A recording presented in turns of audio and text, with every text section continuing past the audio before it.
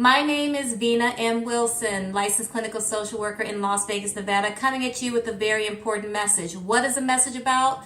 The importance of cultivating and inspiring confidence in our tween and teen girls. This video will be specifically for parents, also for caregivers or anyone who has a young girl in their lives between the ages of 10 and 14 or even older teenagers.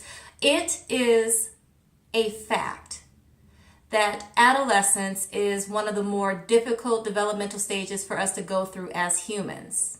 By the age of 14, a girl's confidence will have plummeted 30%. That decline begins at the age of 8. Why, you ask?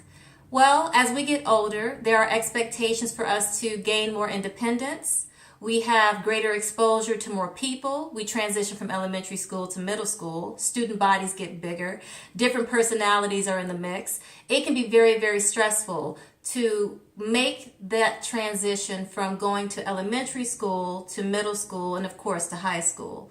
And as we grow older and our experiences are different than the ones that we used to know of, we begin to get curious about our values as an individual. Where do I fit in? Who do I belong with? What crew? Who's the in crew? Who's the out crew? As parents, as caregivers, it is important for us to notice the signs and signals that our daughters, our nieces, our little cousins, what have you, the signs that they're giving us that they may be losing confidence at a very significant rate. So what are the signs that confidence is plummeting in our tween and teen daughters? For clarification, tween is between the age of 10 and 12. I digress.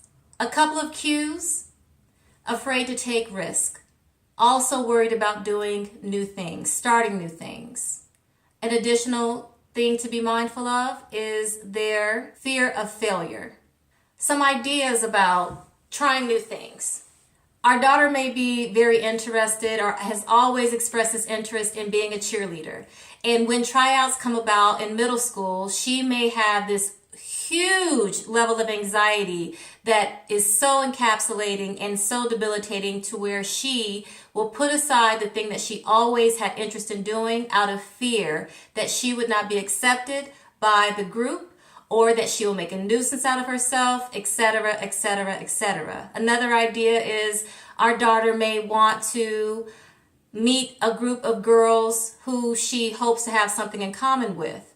And based upon certain perceptions of that particular group, she may hold herself back from introducing herself to them, sitting down at the lunch table with them, out of fear of being ridiculed or some other worry thought that comes about.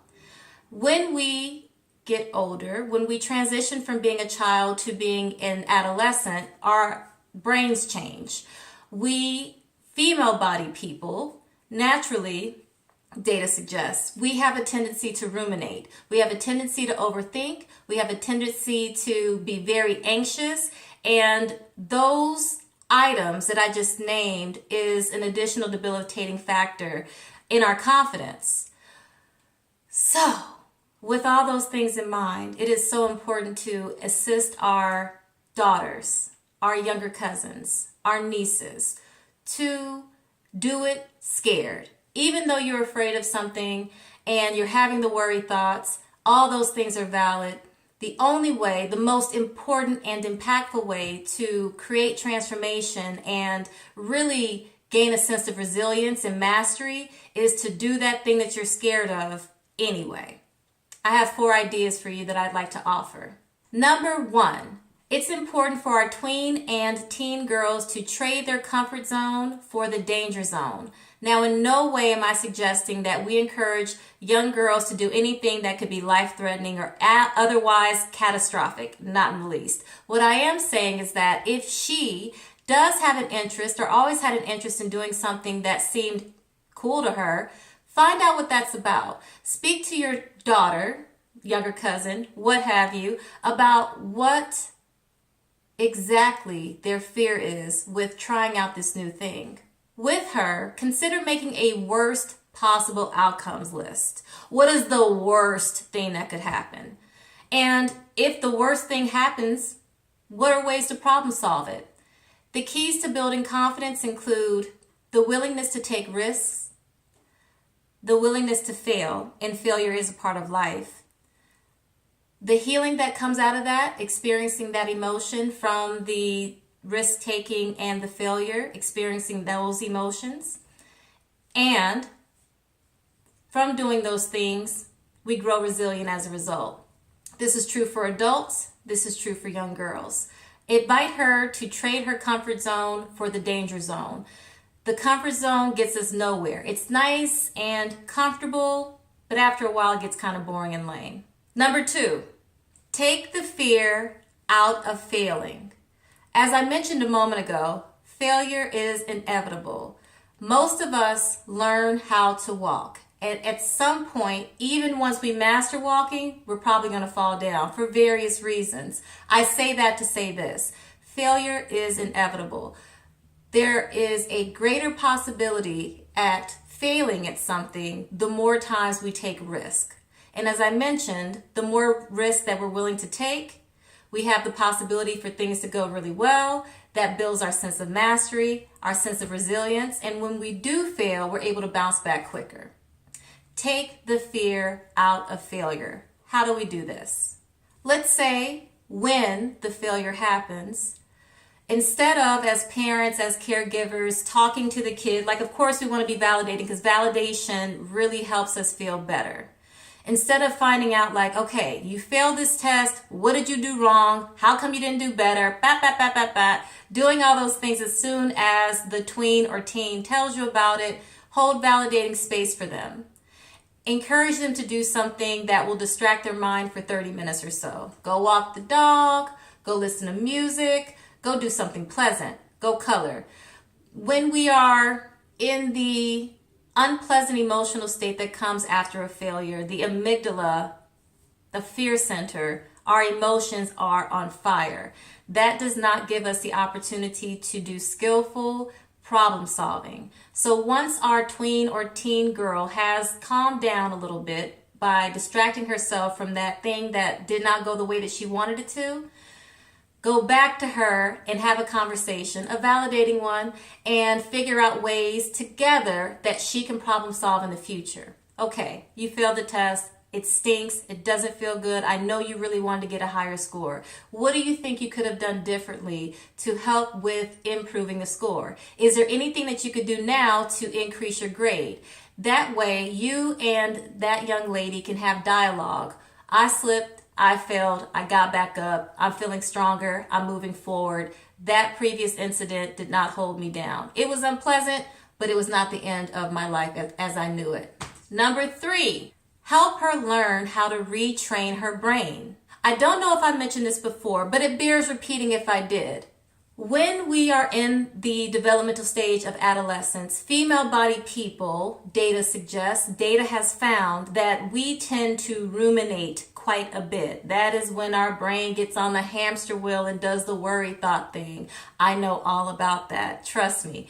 So with rumination, overthinking, those things are another debilitating factor with the willingness for tween and teen girls to try something new, to be confident in giving something a shot that they were interested in.